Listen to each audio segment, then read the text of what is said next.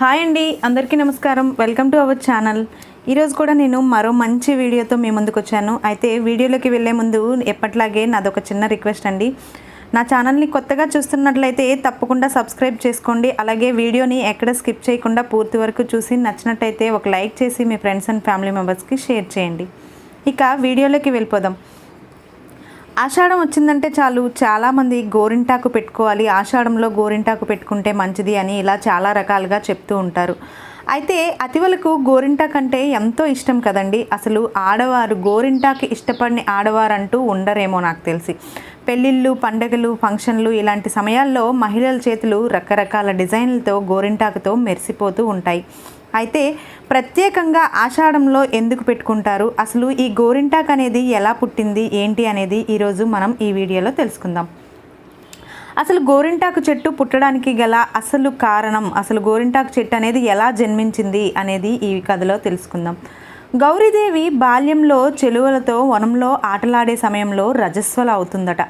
ఒక రక్తపు చుక్క నేలను తాకినంతనే ఒక మొక్క పుడుతుందట. ఆ వింత గురించి పర్వతరాజు హిమవంతుడితో చెప్పడంతో ఆయన సతీ సమేతంగా ఆ వింతను చూసేందుకు వస్తాడు. అంతలోనే పెద్ద చెట్టు అయిన ఈ వృక్షాన్ని చూస్తాడు. నా వలన లోకానికి ఏ విధమైన ఉపయోగం లేదు అని గౌరీదేవిని ఆ వృక్షం ప్రశ్నిస్తుంది. ఇంతలో పార్వతీదేవి చిన్నతనపు చలపతో ఆ చెట్టు యొక్క ఆకుని ఏదైతే ఉంటుందో దాన్ని తెంచి చేతిలో ఇలా నలపడం వలన ఆమె చేతులు ఒక్కసారిగా ఎరుపు చెందుతాయి. వెంటనే ఆమె లేత చేతులు ఎరుపు చెందగానే దీంతో పార్వతీ తల్లిదండ్రులు అయ్యో బిడ్డ చేతులు కందిపోయాయి అని బాధపడుతుండగా వెంటనే పార్వతీదేవి నాకు ఏ విధమైన బాధ కలగలేదు, పైగా ఇది నాకు చేతులకు అలంకారంగా కనిపిస్తుంది అంటుంది. దీంతో పర్వతరాజు హిమవంతుడు స్త్రీ సౌభాగ్య చిహ్నంగా ఈ మానవ లోకంలో ఈ వృక్షం ప్రసిద్ధి చెందుతుంది అని ఆ వృక్షాన్ని ఆశీర్వదిస్తాడు. అదీగాక గౌరీదేవికి ఇష్టమైన వృక్షంగా ఆమె పేరు మీదుగా గౌరంటాకు అని ఆ వృక్షాన్ని పిలిచేవారు. కాలక్రమేణా అదే అలంకారానికి చేతులుగా పెట్టుకోవడంతో దానికి పేరు గోరింటాకుగా మారిపోయింది.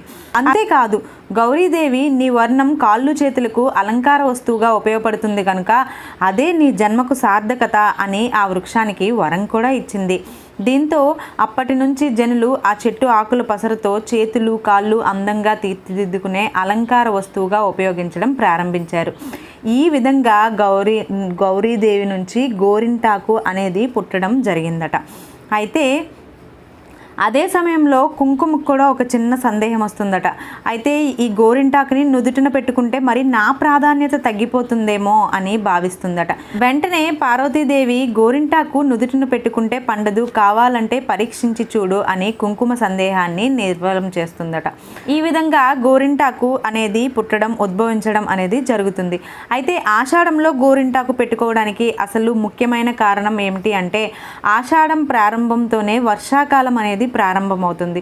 సో వర్షాకాలంలో ఆడవాళ్ళు ఎక్కువగా పనులు చేస్తూ ఉండడం వలన, నీటిలో ఎక్కువ శాతం పని చేస్తూ ఉండడం వలన వాళ్ళ చేతులకి కాళ్ళకి ఎటువంటి క్రిముల వల్లైనా హాని జరగకుండా ఉండడానికి నిత్యం ఆషాఢ మాసంలో గోరింటాకుని పెట్టుకోవడం వల్ల క్రిమికీటకాలు దగ్గరికి చారు అనే ఉద్దేశంతో సైంటిఫిక్గా కానీ లేదంటే పురాణాల ప్రకారంగా కానీ ఆషాఢంలో గోరింటాకు పెట్టుకోవాలి అనేది ఆనవాయితీగా రావడం జరుగుతుంది. సో ఇదండి ఈ వీడియో. ఇప్పటి వరకు నేనైతే మీకు తెలియని విషయాన్నే షేర్ చేశాను అనుకుంటున్నాను. ఈ వీడియో నచ్చినట్టయితే మళ్ళీ ఒకసారి లైక్ చేయండి. అలాగే మీ ఫ్రెండ్స్ అండ్ ఫ్యామిలీ మెంబర్స్కి తప్పకుండా షేర్ చేయండి. Thanks for watching. మరో మంచి వీడియోతో మీ ముందుంటాను.